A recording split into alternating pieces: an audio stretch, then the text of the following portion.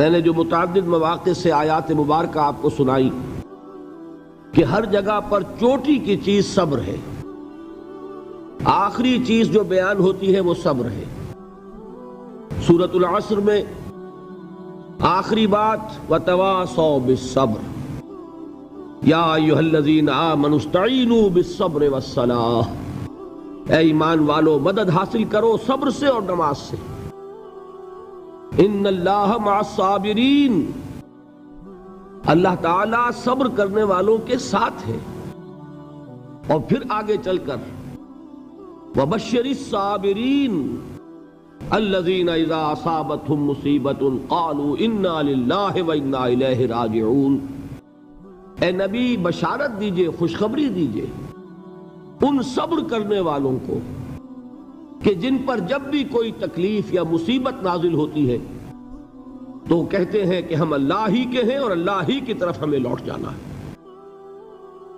صبر کا مفہوم ہے اپنے آپ کو تھامنا، روکنا، برداشت کرنا، تحمل کرنا، اور جو بھی اپنا ایک طے شدہ مقصد ہے کسی بھی مخالفت سے بددل ہوئے بغیر، کسی بھی تکلیف یا مصیبت سے ہراساں ہوئے بغیر اس کی طرف پیش قدمی کیے چلے جانا۔ بڑی سخت سردی پڑ رہی ہے، فجر کا وقت ہے، گرم پانی کا اہتمام نہیں ہے، اب اس وقت فجر کی نماز کے لیے اٹھنا، ٹھنڈا پانی اگر ہے تو وضو تو کرنا ہوگا، اس ٹھنڈے پانی سے وضو کرنا، اس وقت لحاف سے نکلنا ہی بہت مشکل، ٹھنڈے پانی سے وضو کرنا اور مصیبت۔ یہ جب تک انسان میں صبر کا مادہ نہ ہوگا ممکن ہی نہیں۔ اس کو کہیں گے صبر علی الطاعہ، اطاعت پر صبر کرنا۔ ناگواری محسوس ہو رہی ہے لیکن اس ناگواری کو برداشت کرتے ہوئے انسان اللہ کے حکم کے اوپر جمع رہے، اللہ کے حکم پر عمل کرے۔ یہ کیا ہے؟ یہ صبر ہے۔ اگر یہ صبر نہیں ہے تو ظاہر بات ہے کہ انسان اللہ کے اس حکم پر عمل نہیں کر سکے گا۔ صبر کا مادہ نہیں ہوگا تو آپ کام نہیں کر سکیں گے۔ اور اسی کا ایک دوسرا رخ ہے، جب آپ دعوت حق کے لیے کھڑے ہوں گے پہلا قدم کیا آتا ہے؟ استہزاء، تمسخر، مذاق اڑانا، جس کی میں مثال اب دینا چاہتا ہوں محمد الرسول اللہ صلی اللہ علیہ وسلم کی شخصیت سے۔ دیکھیے ہم کیا اور ہماری بساط کیا، ہم کیا مبلغ ہوں گے، کیا داعی ہوں گے، ہمارے اپنے دامن پر داغ ہوتے ہیں، لیکن یہ کہ محمد الرسول اللہ کے دامن پر کوئی داغ تھا؟ ان کو تو سارے مکے والے الصادق الامین کہتے تھے، نہایت محبوب شخصیت تھے، ان کے لیے تو جا صادق، جا الامین، یہ الفاظ سننے میں آتے تھے، آنکھوں کا تارا۔ لیکن جب آپ نے دعوت اب شروع کی، اب قرآن مجید میں دیکھیے کسی نے کہا مجنون ہو گئے، دماغ خراب ہو گیا، پاگل ہو گئے، اجی شاعر ہیں، کچھ شعر جوڑ لیتے ہیں ہم پر دھوس جماتے ہیں۔ کسی نے کہا ساحر ہے، کچھ جادو سیکھ لیا ہے، یہاں تک کہ ایسے بدبخت بھی پیدا ہوئے، قرآن میں ہے ساحر کذاب، سحر کرنے والا جادوگر نہایت جھوٹا۔ یہ الفاظ کہے جا رہے ہیں کس کی شان میں؟ محمد الرسول اللہ صلی اللہ علیہ وسلم۔ قرآن میں نقل کیا گیا یا ایھا الذی نزل علیہ الذکر انک لمجنون۔ کبھی آپ نے اس کا ترجمہ سوچا؟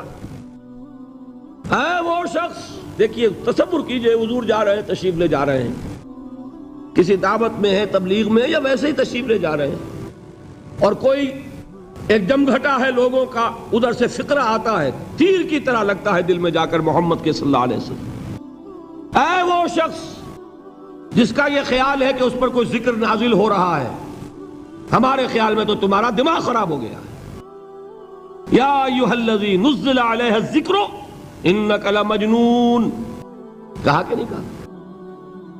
اور یہ نہ سمجھیے کہ حضور صلی اللہ علیہ وسلم کے قلب مبارک کو تکلیف نہیں ہوتی تھی۔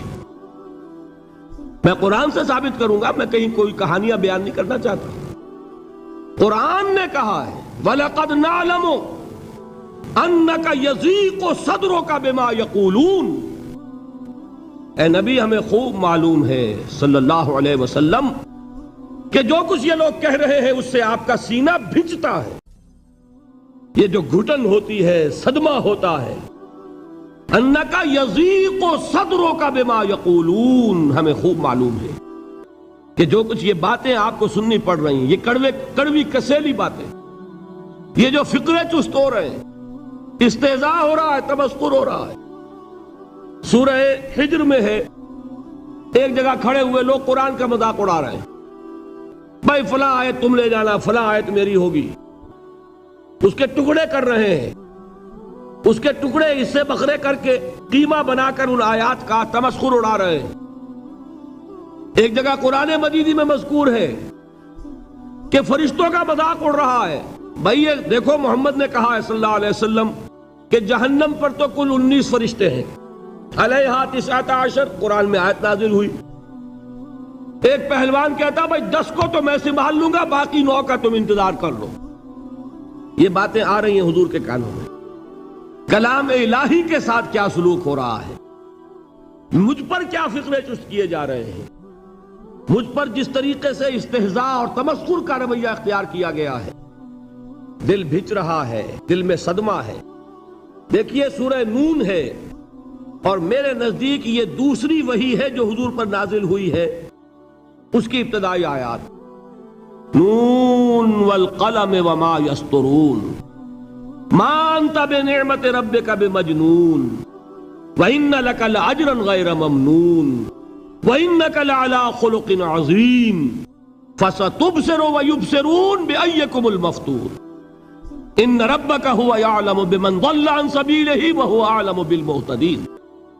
نون، قسم ہے قلم کی اور جو کچھ یہ لکھتے ہیں۔ اے نبی آپ اپنے رب کی نعمت سے مجنون نہیں ہیں۔ یہ کیوں کہا جا رہا ہے؟ حضور کو جو صدمہ پہنچا ہے وہی نازل ہوئی ہے دل جوئی کے لیے، تسلی کے لیے۔ آپ کیوں برا منا رہے ہیں؟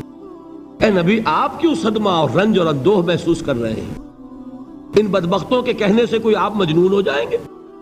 مانتا بے نعمت ربک بمجنون وَإِنَّ لَكَ لَأَجْرًا غَيْرَ مَمْنُونَ، آپ کو جو یہ صبر کرنا پڑ رہا ہے، آپ کو جو یہ جھیلنا پڑ رہا ہے، اس کی وجہ سے آپ کو وہ اجر ملے گا جس کا سلسلہ کبھی منقطع نہیں ہوگا۔ وَإِنَّكَ لَعَلَىٰ خُلُقٍ عَظِيمٍ، اور اے نبی آپ تو خلق عظیم کے حامل ہیں۔ آپ کا اخلاق، آپ کا کردار، آپ کی سیرت، آپ کی شخصیت میں طہارت، نفاست، پاکیزگی، آج تک دنیا نے کوئی پاگل، کوئی مجنون ایسا بھی دیکھا؟ یہ ساری باتیں اللہ تعالیٰ حضور کی دلجوئی کے لیے فرما رہے ہیں۔ اس سے آپ اندازہ کیجئے کہ کتنا صدمہ ہوتا ہوگا۔ یہی ہے، اس ساری چیز کو جمع کیجئے تو یہ چیز کیا ہے؟ وَاصْبِرْ عَلَىٰ مَا يَقُولُونَ وَاهْجُرْهُمْ هَجْرًا جَمِيلًا، صبر کرو اے نبی، صبر کرو اے محمد صلی اللہ علیہ وسلم، جھیلو اور برداشت کرو اس پر جو یہ کہہ رہے ہیں۔ یریدون لیطفئوا نور اللہ بافواہہم، یہ چاہتے ہیں کہ اللہ کے نور کو اپنے منہ سے بجھا دیں، پھونکے مار کے ہی بس۔ نور خدا ہے کفر کی حرکت پہ خندہ زن، پھونکوں سے یہ چراغ بجھایا نہ جائے گا۔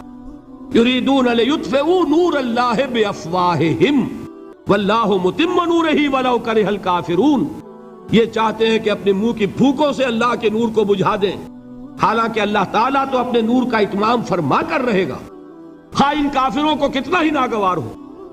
اس کی ترجمانی ہے نور خدا ہے کفر کی حرکت پہ خندہ زن، پھونکوں سے یہ چراغ بجھایا نہ جائے گا۔ یہی وجہ ہے، دیکھیے مکی صورتوں میں خود نبی اکرم صلی اللہ علیہ وسلم کو اتنے مختلف پیرایوں میں صبر کا حکم دیا گیا۔ کچھ مثالیں میں دے چکا ہوں، وَلِرَبِّكَ فَاصْبِرْ، اسی طریقے سے وَاصْبِرْ كَمَا صَبَرَ أُولُو الْعَزْمِ مِنَ الرُّسُلِ، اے نبی صبر کیجئے جیسے کہ صبر کیا ہمارے اولو العزم رسولوں نے۔ وَاصْبِرْ وَمَا صَبْرُكَ إِلَّا بِاللَّهِ، اے نبی صبر کیجئے اور آپ کا صبر تو اللہ ہی کے سہارے ہے۔ وَاصْبِرْ لِحُكْمِ رَبِّكَ، یہ سورہ نون جس کی ابتدائی آیات میں نے آپ کو سنائی، نون والقلم وما یسطرون ما انت بنعمت ربک بمجنون. اس کا اختتام کیا ہوتا ہے؟ وَاصْبِرْ لِحُکْمِ رَبِّكَ وَلَا تَكُنْ كَصَاحِبِ الْحُوتِ اِذْ نَادَىٰ وَهُوَ مَكْظُومٌ. اے نبی صبر کیجئے اپنے رب کے فیصلے کا، انتظار کیجئے اور اس مچھلی والے کے مانند نہ ہو جائیے. مچھلی والا کون؟ حضرت یونس علیہ السلام. مچھلی والے نے اپنے دینی حمیت اور غیرت جو تھی اس کی وجہ سے اللہ کے حکم کا انتظار نہیں کیا، اپنی قوم کو چھوڑ کر چل دیے. نبی کا، رسول کا یہ معاملہ ہوتا ہے. جیسے کہ آپ کو معلوم ہے کوئی افسر ہے کسی حکومت کا، وہ اپنی پلیس آف ڈیوٹی کو نہیں چھوڑ سکتا. He must stick to his place of duty. بڑے افسرز کے لیے تو یہ بہت بہت اہم بات ہے. تو اے رسول، جہاں آپ کو ہم نے تعینات کیا ہے آپ وہاں سے ہل نہیں سکتے کہ ذرا مخالفت ہوئی، لوگوں نے فقرے چست کیے اور آپ کہیں اور چل دیے. دفعہ ہو، یہ بات نہیں سننا چاہتے، میں کسی اور کو سناؤں گا. ہو سکتا ہے نا؟ ہم تو کرتے ہیں نا یہ، اس لیے کہ ہمیں تو اللہ نے کہیں تعینات تو نہیں کیا نا. اگر ایک جگہ کے لوگ بات نہیں سنتے، چلو بھائی ہم کہیں اور جائیں گے، وہاں بات سنائیں گے. لیکن رسول کا معاملہ ہوتا ہے جو اس کی پلیس آف اپوائنٹمنٹ ہے، he cannot leave his place without the express permission of Allah subhanahu wa ta'ala. آپ نے یہ سنا ہوگا، سیرت کی تقاریر میں پڑھا ہوگا کہ مدینے کی طرف ہجرت کی اجازت حضور نے تمام صحابہ کو دے دی. خود منتظر رہے جب تک کہ اللہ کی طرف سے اجازت نہیں آ گئی. حضرت ابو بکر پوچھتے رہتے تھے حضور اجازت آ گئی کہ نہیں؟ نہیں ابھی نہیں آئی. حضور اذن آ گیا؟ نہیں آیا. ابھی نہیں آیا. حبشہ کی طرف سب کو بھیج دیا، اجازت دے دی جو جانا چاہے چلا جائے. حضور کی صاحبزادی جو حضرت عثمان کے نکاح میں تھی وہ بھی ہجرت کر رہی ہیں، لیکن حضور تو نہیں گئے. رسول نہیں چھوڑ سکتا اپنی جگہ کو. یہاں تک کہ تمام تقریباً صحابہ چلے گئے، حضور رہ گئے، حضرت ابو بکر رہ گئے، حضرت علی رہ گئے. اور حضرت ابو بکر پوچھ رہے ہیں بار بار اجازت آئی یا نہیں؟ نہیں ابھی نہیں آئی. حضرت عائشہ نے واقعہ بیان کیا کہ ایک روز اچانک دوپہر کے وقت ہم نے دیکھا کہ حضور نے اپنے پورے جسم کو ڈھانپا ہوا ہے، چہرے کو بھی کپڑے میں ڈھانکا ہوا ہے اور تشریف لا رہے ہیں. یہ اس میں تعجب کی بات یہ کہ عرب میں آج بھی آپ کو معلوم ہے کہ یہ چیز جو ہے ان کی روایات کے خلاف ہے کہ دوپہر کے وقت کوئی کسی سے ملنے جائے. یہ وقت جو ہے قیلولے کا ہے، آرام کا ہے. تو این ٹھیک دوپہر کے وقت تشریف لائے حضور.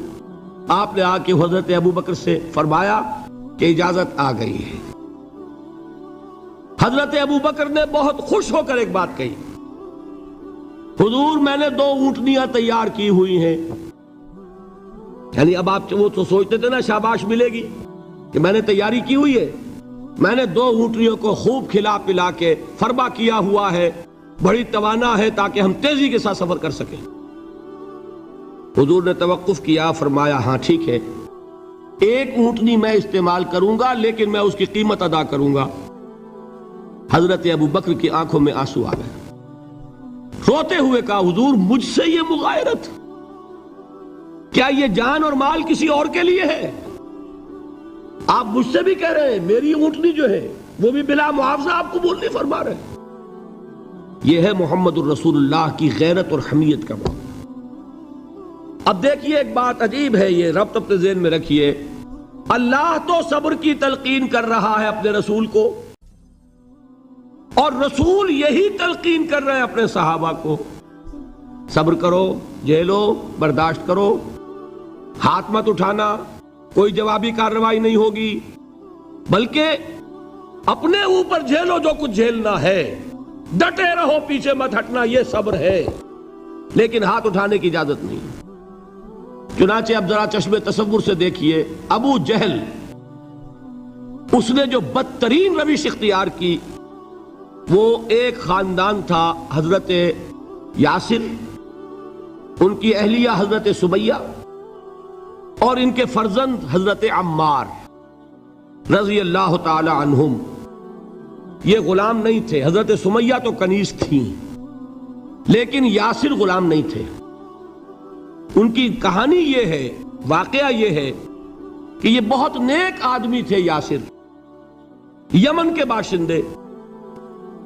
انہیں کو خواب میں بشارت ہوئی کہ نبی کا ظہور ہونے والا ہے مکے میں، جاؤ شاید ان کے قدموں تک پہنچ جاؤ۔ یہ یمن سے ترک وطن کر کے مکے آ گئے۔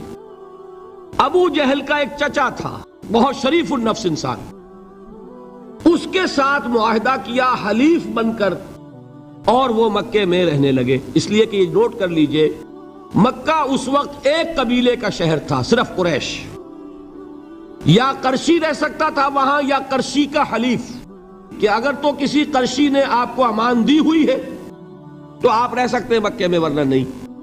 یا تیسرے قرشی کا غلام، غلام تو ملکیت ہی ہے اس کی، جیسے بھیڑ بکری ہے کسی قرشی کی، اسی طرح اس کے غلام ہے۔ یہ تین کیٹیگریز تھی انسانوں کی مکے میں۔ اسی کو نوٹ کیجئے کہ جو بیچارے غلام تھے وہ سب سے زیادہ ستائے گئے، اس لیے کہ غلاموں کے تو حقوق ہی کوئی نہیں تھے۔ بلال غلام تھے، ابو فقی غلام تھے، زنیرہ ایک کنیز تھی، ان کو جو ماریں پڑی ہیں اس کا آپ کو معلوم ہے۔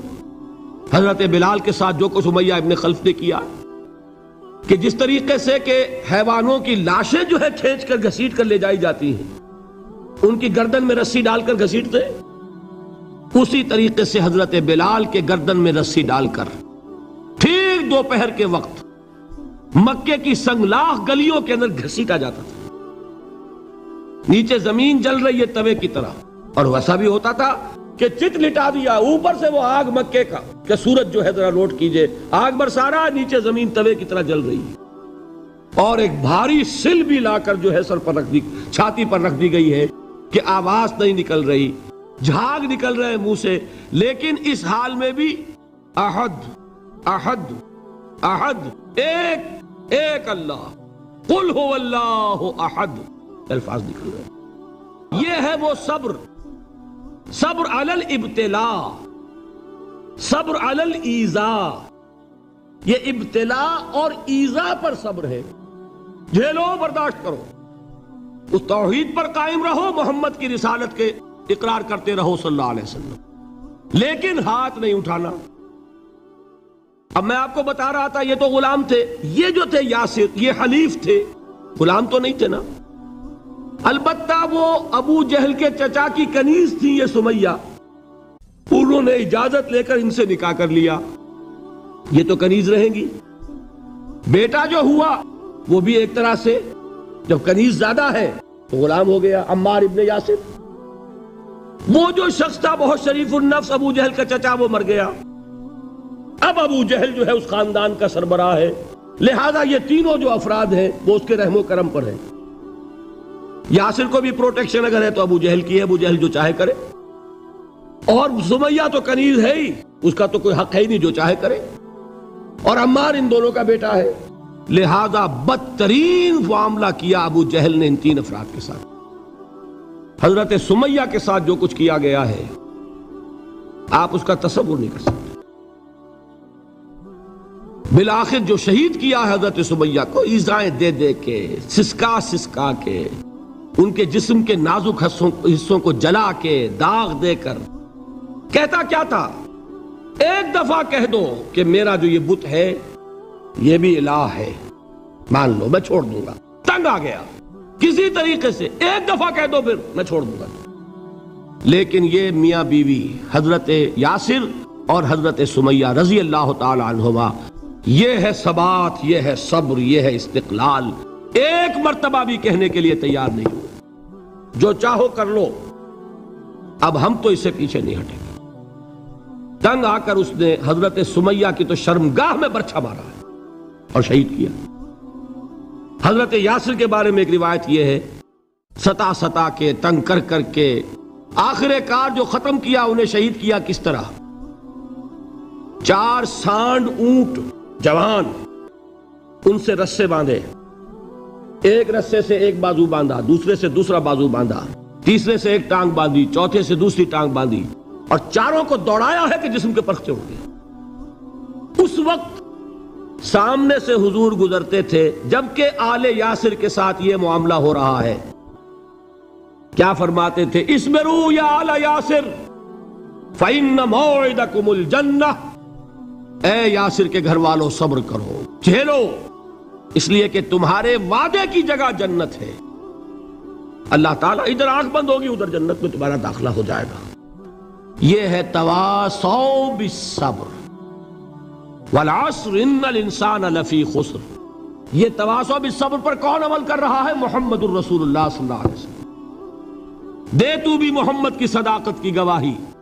یہ صداقت کی گواہی دیتے ہوئے انہوں نے اپنی جانیں دے دی. 4 سے لے کر 12 تک 8 برس اس کو کہتے ہیں پرسیکیوشن، فزیکل پرسیکیوشن، تشدد، مار پیٹ، جلانا، دہتے ہوئے انگاروں پر لٹانا، فاقے رکھنا، بھوکے رکھنا. ان کو ڈال دی گئی زنجیریں، گھروں میں بند کر دیا گیا نوجوانوں کو. حضرت عثمان کو چچا نے ان کے ایک چٹائی کے اندر لپیٹا اور دھونی دے دی. دم گھٹ رہا ہے، جان نکل رہی ہے.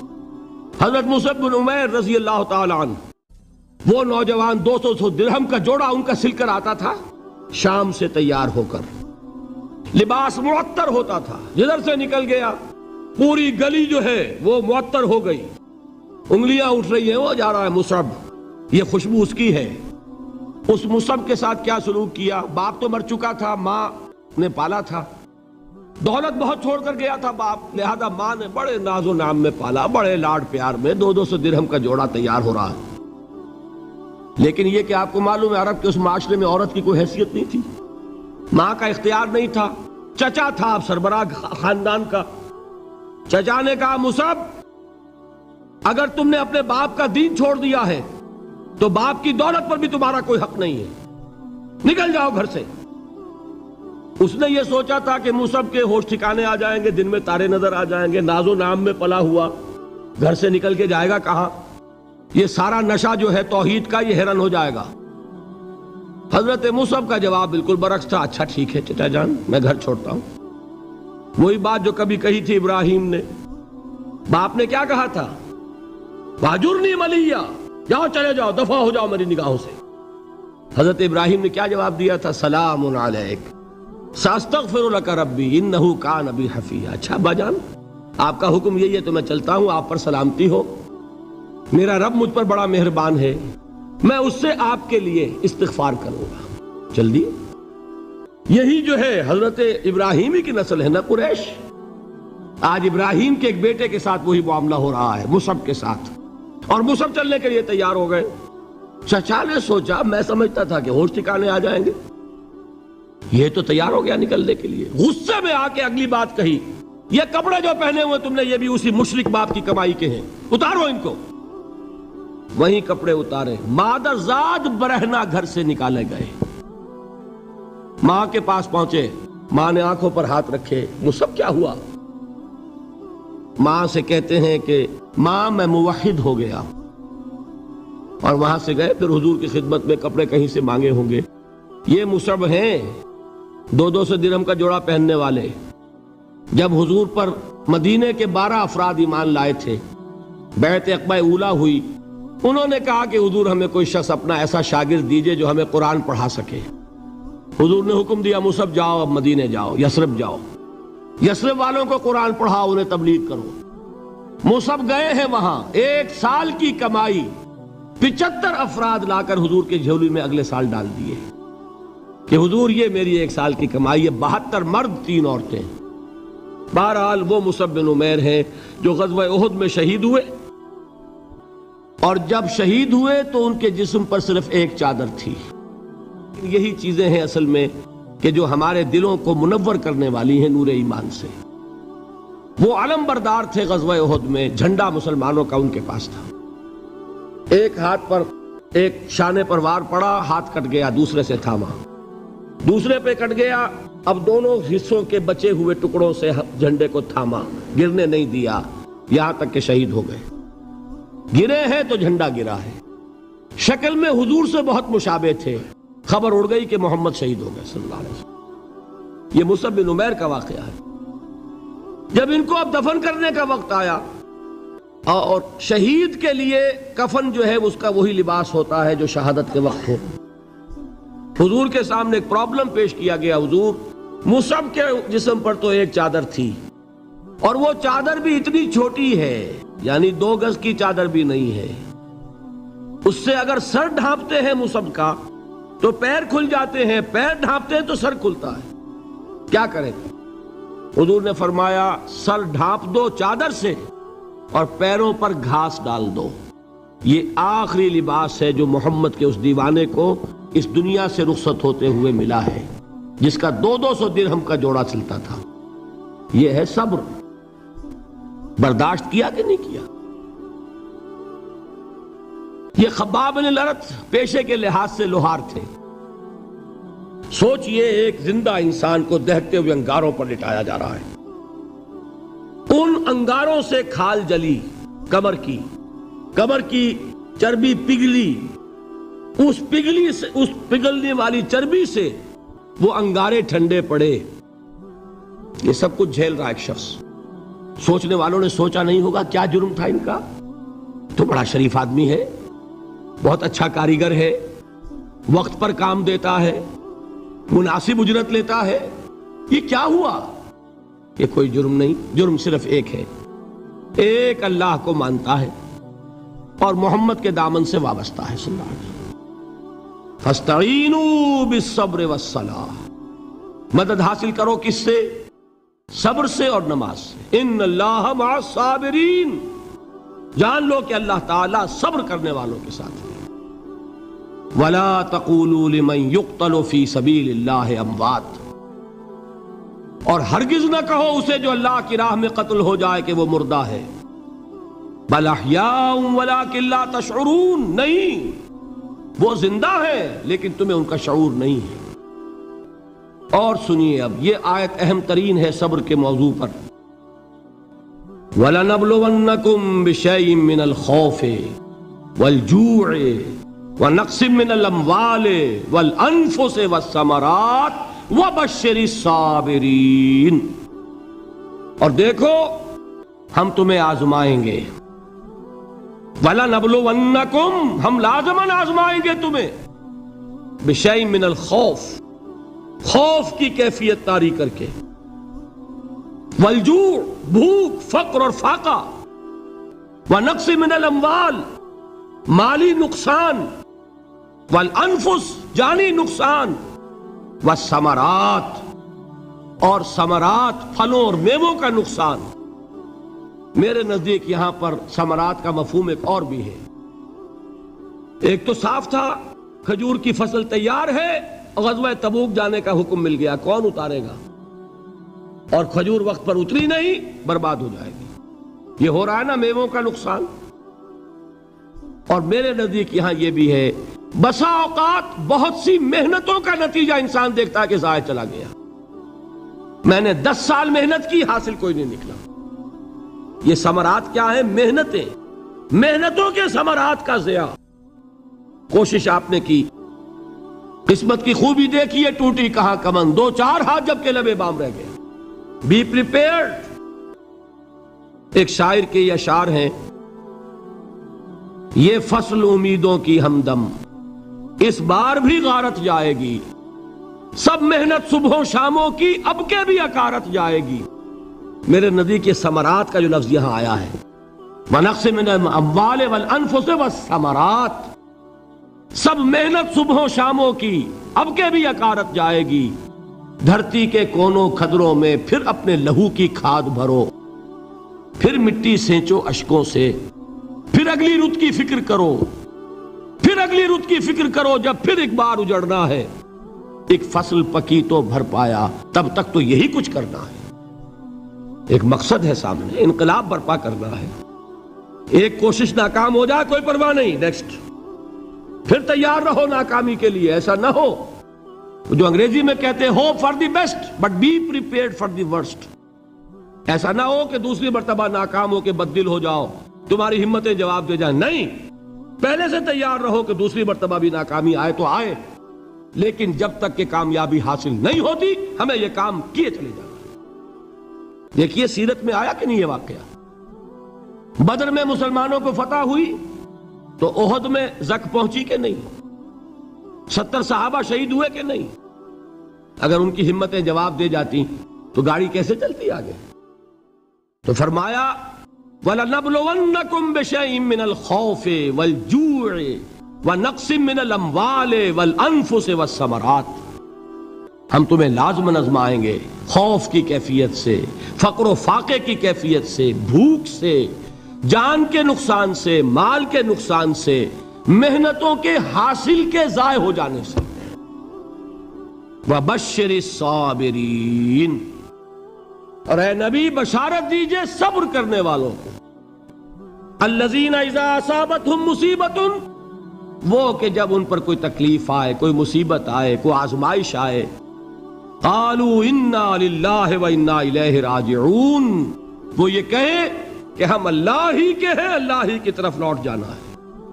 یہ وہی انداز ہے جو میں نے فارسی کا شعر سنایا تھا آپ کو کہ سرے تسلیم خم ہے جو مزاج یار میں آئے۔ وہ ہمارا مولا ہے، ہمارا آقا ہے، اگر اسے یہی منظور ہے تو ہمیں بھی یہی منظور ہے۔ میں نے تسلیم و رضا کی بات کی تھی نا، آپ کو کچھ شعر سنائے تھے، ایک شعر اور سنیے، اور یہ کس کا ہے؟ محمد علی جوہر کا۔ ایک مرتبہ جیل گئے، ان کی ایک بیٹی جوان بیمار ہوئی، فوت ہو گئی، باہر چھوڑا انگریز نے، جاؤ بھائی دفن کر دو بیٹی کو۔ دوسری مرتبہ جیل گئے، دوسری جوان بیٹی اسی مرض میں مبتلا ہوئی، اب یہ جیل میں ہے، خبر پہنچی کہ دوسری بیٹی کے اوپر بھی اسی مرض کا حملہ ہوا ہے۔ ایک نظم لکھی ہے جس کا آخری شعر یہ ہے، تیری صحت ہمیں منظور ہے لیکن اس کو نہیں منظور تو پھر ہم کو بھی منظور نہیں۔ یہ ہے، جب تک یہ کیفیت نہ ہو اس میدان میں آدمی ثابت قدم نہیں رہ سکتا کہ میرے رب کو اگر یہ منظور ہے تو یہی مجھے منظور ہے، اور تیری صحت ہمیں چاہیے تو ضرور لیکن ہمارے رب کو منظور نہیں تو ہمیں بھی منظور۔ راضی برضائے رب۔ وَبَشِّرِ الصَّابِرِينَ الَّذِينَ إِذَا أَصَابَتْهُمْ مُصِيبَةٌ قَالُوا إِنَّا لِلَّهِ وَإِنَّا إِلَيْهِ رَاجِعُونَ۔ نہ شود نصیب دشمن کے شود ہلاک تیغت، سر دوستہ سلامت کے تو خنجر آزمائی۔ اولئک علیہم صلوات من ربہم ورحمہ، یہی ہے وہ لوگ جن پر ان کے رب کی طرف سے عنایتیں ہیں اور رحمتیں ہیں۔ وَأُولَئِكَ هُمُ الْمُهْتَدُونَ، اور یہی ہے وہ لوگ جو کامیاب ہونے والے ہیں، ہدایت پانے والے، ہدایت یافتہ۔ وَالصَّابِرِينَ فِي الْبَأْسَاءِ وَالضَّرَّاءِ وَحِينَ الْبَأْسِ، اور صبر کرنے والے، اصل نیکی ان کی ہے، جسمانی تکلیفوں میں صبر کرنے والے، فقر اور فاقے میں صبر کرنے والے، اور جنگ کے وقت صبر کرنے والے۔ اولئک الذین صدقوا واولئک هم المتقون، یہ ہے وہ لوگ جو صبر کرنے والے ہیں، یہ ہے جو سچے ہیں، جو اپنے دعوے میں نیکی کے اور ایمان کے صادق ہیں، اور یہی وہ لوگ ہیں جو متقی۔ اللہ تعالیٰ نے کیسے کیسے مسلمانوں سے کہا، مسلمانوں تمہیں زک پہنچی ہے تو انہیں بھی تو پہنچی تھی، ان کے 70 نہیں مارے گئے تھے بدر میں، ان کے حوصلے جو ہیں وہ تو پست نہیں ہوئے، وہ اگلے سال آ گئے تم پر چڑھائی کر کے، تم کیوں اتنا برا مان رہے ہو؟ تمہارے دل اتنے زخمی کیوں ہو گئے؟ تمہیں تکلیف پہنچتی ہے تو انہیں بھی پہنچتی ہے۔ اپنی غیرت جو ہے ہمیں ذرا اس کا جائزہ لینا چاہیے۔ لوگ باطل نظریات کے لیے کتنی قربانیاں دے رہے ہیں، لوگ باطل چیزوں کے فروغ کے لیے کتنی محنتیں کر رہے ہیں۔ جیسا کہ میں نے ابھی کہا تھا، اسی غیرت کو چیلنج کرنے کے لیے، ذرا آپ کی حمیت دینی کو جوش دلانے کے لیے، قادیانی نوجوان کتنی تعداد میں اپنے آپ کو دین کے لیے وقف کرتا ہے، اور آپ کتنے نوجوان ہیں جو اپنے آپ کو دین کے لیے وقف کر دیں، اور ہوں وہ کھاتے پیتے گھرانوں کے لوگ۔ یہ نہیں ہے کہ اگر کوئی اور کام نہیں کر سکتا تو پھر یہ ہے کہ وہ دین کے کام میں لگ جائے۔ باصلاحیت لوگ، کھاتے پیتے لوگ، ذہنی استعداد رکھنے والے لوگ، اونچے گھرانوں کے لوگ، وہ وقف کریں اپنے آپ کو دین کے لیے۔ اس کے بغیر کیسے باہر آ جائے گی، کیسے رونق آ جائے گی؟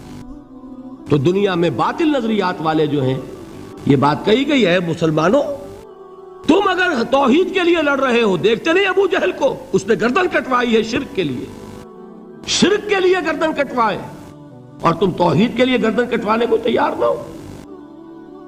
اس نے گردن کٹوائی کہ نہیں کٹوائی؟ اور کس طرح کٹوائی ہے؟ جو کہ بڑا متکبر قسم کا، فرعون قسم کا شخص تھا، جب گردن کاٹنے لگے تو کہتا ہے ذرا نیچے سے کاٹنا تاکہ جب تم نیزے کے اوپر چڑھاؤ میرے سر کو تو اونچا نظر آئے، معلوم ہو سردار کا سر ہے۔ وہ بدبخت مرتے ہوئے بھی جو اس کی یہ کیفیت تھی نا، اس کو ذہن میں رکھیے۔ تو یہ اس لوگوں نے قربانیاں دی، جانیں دی، تو فرمایا اگر تم ان سے زیادہ قربانی نہیں دو گے، یہ جو نوٹ کر لیجئے اس کو، مجرد اگر حق کو غالب کرنا اللہ کے ذمے ہو تو آنے واحد میں غالب کر دے گا، تمہیں تکلیف ہی دینے کی ضرورت نہیں۔ سمجھ رہے؟ کیا اللہ کے مقابلے میں کوئی باطل کی طاقت ٹھہر سکتی ہے؟ یہ تمہارے ایمان کا امتحان ہے، یہ تمہارے خلوص کی آزمائش ہے، یہ تمہارے امتحان کا ثبوت درکار ہے کہ اللہ تعالیٰ دیکھنا چاہتا ہے تم اس کے لیے اپنی جانیں قربان کرنے کو تیار ہو کہ نہیں، تم اس کے لیے تن من دھن لگانے کو تیار ہو کہ نہیں۔ اور یہ جان لو کہ اگر کفار اور مشرکین اور ملحدین اور باطل نظریات والے وہ جو کچھ قربانیاں اپنے باطل نظریات کے لیے دے رہے ہیں، ان سے زیادہ اگر تم نہیں دو گے تو حق غالب نہیں ہوگا۔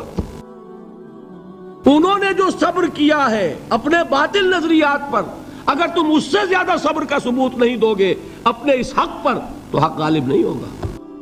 اس لیے فرمایا یا ایھا الذین آمنوا اصبروا وصابروا، نہ صرف یہ کہ صبر کرو بلکہ صبر میں اپنے دشمنوں سے آگے نکلو، ان کے صبر سے بڑھ کر صبر کرو۔ وَرَابِطُوا، مرابطہ کہتے ہیں چوکس رہنا، ہوشیار، پہرا دو، ایسا نہ ہو کہ دشمن جو ہے غفلت میں تمہارے اوپر کوئی حملہ جو ہے کر بیٹھے۔ وَاتَّقُوا اللَّهَ، اور اللہ کا تقوی اختیار کرو، لعلکم تفلحون، تاکہ تم فلاح پاؤ۔ یہ ہے حضرات تواصوا بالصبر۔ میں نے عرض کیا تھا ہر جگہ پر آپ کو چوٹی کی بات صبر ملے گا۔ آیت الکرسی، آیت البر جو میں نے آپ کو سنائی آخر میں، والصابرین فی الباساء والضراء وحین الباس، حامیم سجدہ، وما یلقاها الا الذین صبروا وما یلقاها الا ذو حظ عظیم، اس کے بغیر تو نہیں ہوگا۔